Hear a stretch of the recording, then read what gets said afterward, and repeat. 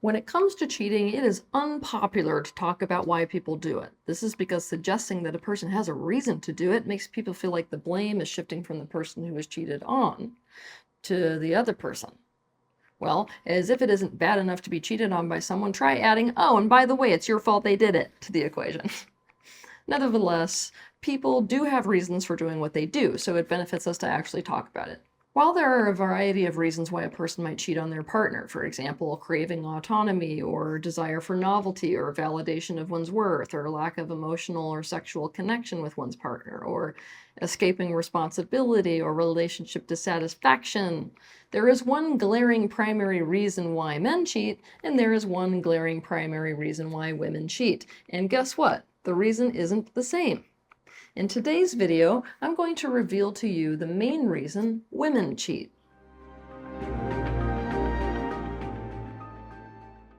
Straight out of the gate, the main reason that women cheat is neglect. Neglect is about not meeting a woman's needs. Neglect implies lack. When a woman experiences a lack in an area of need, she's unhappy. She either suffers some form of starvation for that need or has to find a way to get that need met. And if she can't get that need met by her partner, she may seek that need outside of her partner with another person, such as another man. By far and away, the biggest form of neglect that women respond to by cheating is emotional neglect. So you might be asking, what the hell is emotional neglect? Well, in the context of this conversation, it's when the emotional needs that a woman needs and expects from her partner are not met. Emotional neglect is about what isn't there, rather than about what is there. It's I'm not there for you, and I'm not there with you, even when we happen to be in the same physical vicinity. It's a lack of all of the things that a person needs to feel emotionally good in a relationship. And therefore, a lack of a great deal of what a person needs in life to feel emotionally good. Because your quality of life is really just down to the quality of your relationships, if you want the honest truth. So let's think about this. It's the affection that isn't shown. It's the presence that isn't granted. It's the absence of emotional support. It's the withdrawal of attention. It's the protection that isn't being given. It's the ignoring of needs. The expectation that you meet your needs yourself is part of this too. It's a deficiency of nurturing, a total refusal to seek or grant understanding, disengagement, the indifference that's being demonstrated, the apathy towards the other person and towards the relationship itself, the emotional dismissal, the unavailability, the disconnection. You get that flavor, right? The natural reaction to emotional neglect is to try to get the other person to not neglect you. And there are all kinds of strategies that you might employ to try to get someone to stop neglecting you. From calm, rational conversations about how you feel to becoming whatever it is you think that they want in the hopes that by becoming whatever they want, they're going to turn into what you need and want, to violent outbursts, to seduction techniques, to eliciting jealousy, to threats, to creating emergency scenarios, to feigned withdrawal, and this list just keeps going on. Now, hopefully in this list, you're able to recognize some of your own behaviors in relationships and or recognize the behaviors that women you know have exhibited in relationships in the past, potentially with you. Emotional neglect is one of the most tormenting experiences that you can go through in a relationship. Many people who have experienced both say that it's worse than overt physical abuse.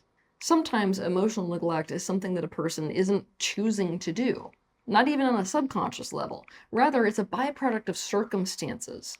For example, a person might be emotionally neglectful because due to their own emotionally neglectful childhood, they truly have no template for what to even do in order to be there for or with someone emotionally.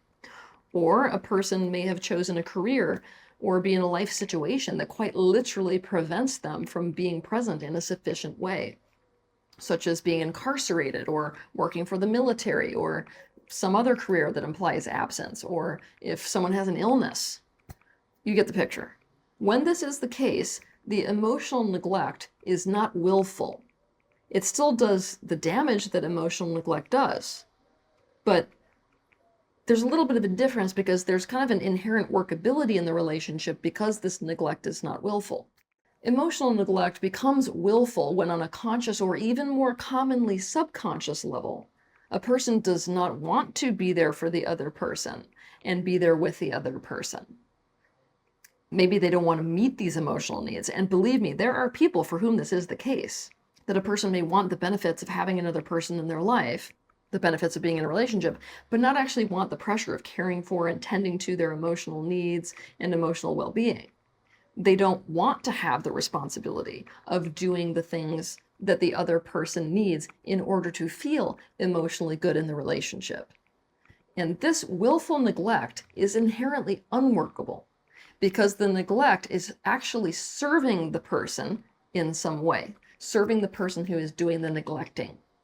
Just because someone is in a relationship doesn't mean they want to put energy into making a relationship a feel-good relationship if doing so would require something from them that they don't want to do.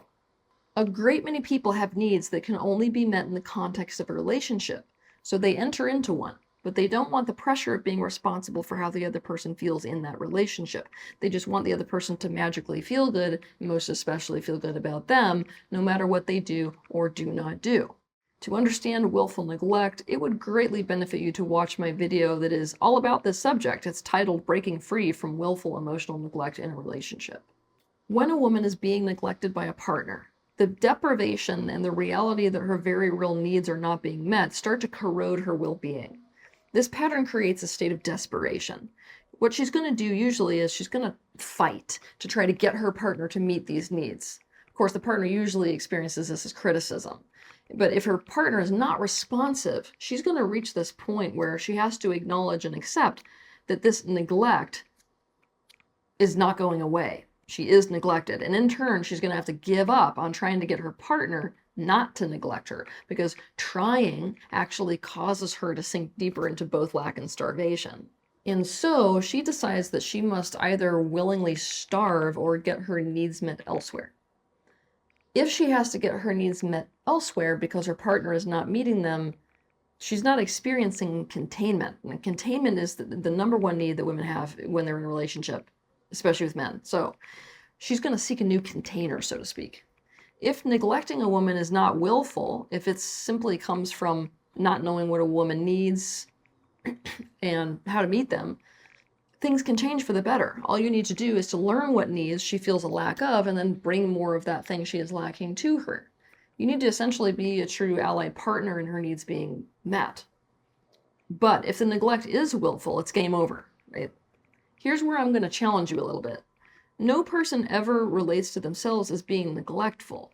It means that it's highly likely that a person who is willfully neglecting their partner does not see that they are doing it. And it is very hard to get people to see that they're doing it. After all, it's a direct assault to their self-concept. It's to see themselves as the bad guy, or to do what they really, really don't want to do. A person who is neglectful will be full of excuses as to why they're not providing what a woman in their life needs. It is not possible to be in a good relationship and take zero responsibility for doing what it would take to ensure the other person's well-being. Entering into a relationship implies that everything you do and fail to do impacts the other person, either positively or negatively, and vice versa. Everyone wants a relationship because of what they can get out of a relationship, but not everyone wants to give or do what it takes to actually create a working relationship that feels good to both people in it.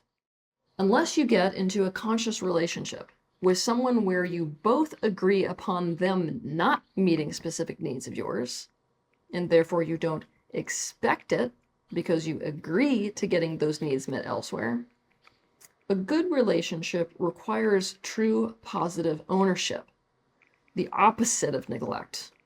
Though emotional neglect is the number one reason why women cheat, a woman may cheat in response to other forms of neglect as well. For example, if she feels like she has to fend for herself financially, she may feel neglected and thus may cheat as a means of securing another man who will fend for her financially. Or to give you another example, a woman who is with a man who fails to protect her is lacking protection. She is being neglected in the area of protection, so she may seek that protection and sense of safety from another man. In knowing this, you may now be getting this kind of a feeling like if you don't perfectly meet a woman's needs, she's just off to find another partner. As if a woman is just like a user who doesn't care about you beyond whatever it is that you're doing to perfectly meet all of her needs, right? This is not actually true. What it is that a woman cannot feel happy and healthy and contained and truly loved when the person she is in a relationship with leaves her to fend for herself in kind of a state of lack in an area of need. When a person is able to leave her to fend for herself in a state of lack in an area of need and still expects her to stay committed to the relationship, what it becomes is a suffer so I can feel loved dynamic. Now, this is a huge problem because a woman can't feel loved if you expect her to suffer to be in the relationship with you. Well, if you want to learn more about this, you can watch my video that's quite literally titled The Suffer So I Can Feel Loved Relationship Dynamic. If you are a woman who is tempted to cheat because you are feeling neglected, you need to become conscious of what needs are being neglected and bring those needs to your partner. Make your partner aware of them. This way your partner has an understanding of your needs and also has the opportunity and chance to meet them. With regards to some of your needs, you may be able to get those needs met by multiple sources, not by only your partner. And your partner can be an advocate for those other people meeting needs that he or she cannot meet or do not want to meet. A partner should not expect you to starve for a need. But there will be needs that you need and or want to have met by your partner specifically. Otherwise, you can't be fulfilled having that person as your partner. In a relationship, if your partner does not respond to you suffering because your needs are not met, the answer isn't to cheat. It isn't to betray them. Rather than choosing to starve or choosing to cheat, you want to make a conscious choice. And yes, it's a conscious choice that really sucks. The conscious choice may be to change the terms of the relationship so there is flexibility for you to get your needs met, or to exit the relationship so as to find another partner who does meet those needs that you specifically want to have met by a partner. If any of you watching this video are feeling resistance to the idea of expecting others to meet your needs, or have this belief that every person's responsible for their own needs, I'd like you to watch my video titled Dependency Needs, the thing that no one will accept that they have. If fidelity is something you want, one way to be empowered about it, rather than just leaving it up to the other person to be faithful no matter what, is making sure that the woman in your life does not feel neglected. For this reason, a powerful question to ask the woman in your life is there any way that you currently feel neglected by me? And act on the answer you receive. Have a good week.